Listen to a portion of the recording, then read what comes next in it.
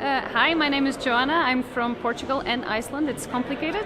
I really liked the Silva training. It was really intense. It was a long day, but with a lot of results. I had done the online, but it's totally different to be here, present with Vishen and Christina teaching us. It was a lot of exercises, and you get to go deeper. So I found it extremely good day today.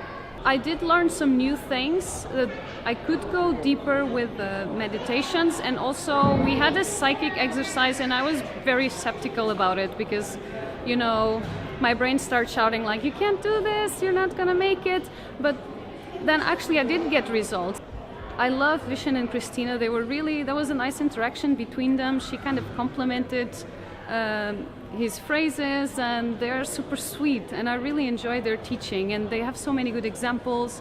It seems like he has some magical way of saying always coming up with the right information in the right time, but that's maybe part of being a Silva mastermind that things just come to you in the right time, and it was perfect. I really loved it.